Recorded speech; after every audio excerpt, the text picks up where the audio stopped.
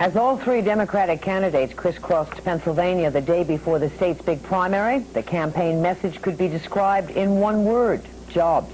Tim Malloy followed the campaign trail. He has this report. Big steel, the lifeblood of many in the state of Pennsylvania, is in big trouble, and that is why on the eve of the Pennsylvania primary, each of the three major candidates made at least one stop at a factory. Few industries have come out of the past decade of industrial decline unscathed. Walter Mondale has the support of labor, which, though broad in number, 1.6 million strong, is shaken by layoffs and looking for answers. Mondale has hammered away at Mr. Hart's refusal to support the Chrysler bailout, and he has gone out of his way to recall his support for saving the huge Wheeling Pittsburgh plant, which ultimately went under. And the leadership. Mr. Hart has said repeatedly that bailouts are short-sighted. He's calling for fundamental reforms in this country's industrial strategy, stressing worker incentive. I said months and months ago that this country had to have an industry-wide policy to put the steel industry back on its feet.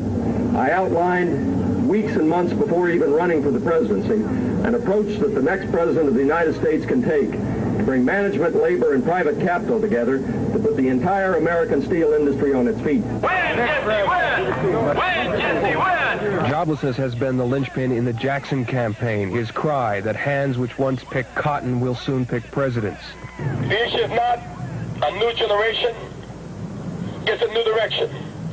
There must be a commitment to end the welfare and the workfare and put America back to work. Put America back to work, that's our challenge. But Jackson's strength will come from the cities, especially Philadelphia, which is 40% black. Demographically, Pennsylvania covers the spectrum. It is ethnically diverse, has a sizable minority population, strong unions, a substantial elderly voting bloc. But more than anything else, it is industrial and troubled by industry's failings. They say they're going to, help the industry. They want to put people back to work and that.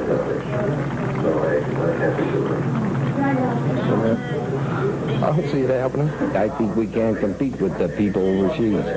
You lied to her like you lied to everyone else, including me. The wages are way lower than ours, and we'll never be competitive with them. Give us a Cyclops. They closed that place down over here. Port. Explain. Hey, knock us out. We can't compete. In a state where 1 in 10 Pennsylvanians is looking for work, all three candidates have, in one way or another, described tomorrow's primary as a referendum on Reaganomics. But the real issue here is joblessness, no matter who is running the country. And it's the bailout versus industrial strategy. The pollsters saying the proponents of the two philosophies are now running neck and neck. For the Independent News, Tim Malloy, Aliquippa, Pennsylvania.